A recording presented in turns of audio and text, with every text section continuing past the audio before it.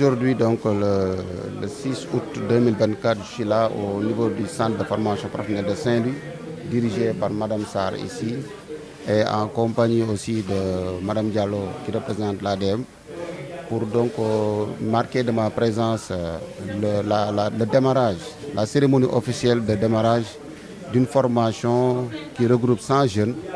et qui se porte sur 5 métiers. C'est les métiers les plus importants, parmi lesquels la couture, la pâtisserie, beaucoup de choses qui donc permettent à ces jeunes en 5 mois d'acquérir les compétences nécessaires afin que ces jeunes puissent donc, en tout cas, essayer de participer, de faire de sorte qu'ils soient insérés dans le dispositif économique. Maintenant, l'occasion a été donnée de parler des problèmes que rencontrent les jeunes aujourd'hui, ou bien en tout cas des risques qu'ils prennent, sûrement celui de traverser la mer de manière très dramatique,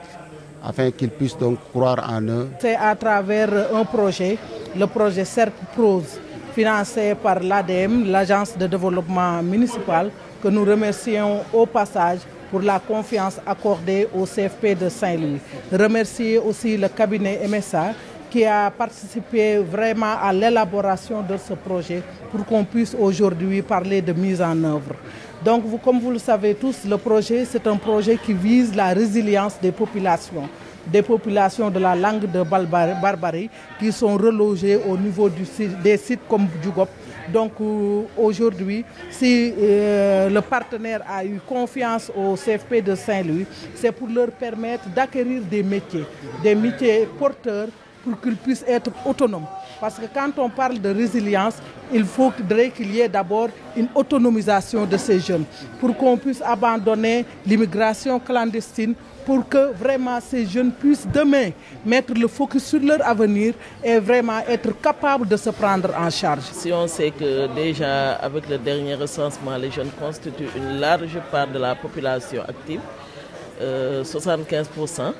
ces jeunes méritent une attention particulière.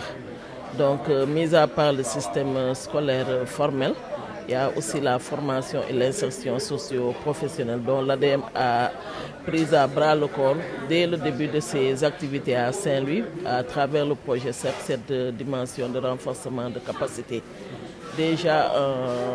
en 2021, on avait formé une première cohorte de jeunes filles et quelques garçons en couture coiffure et en métier de BTP. Et c'est sous cette optique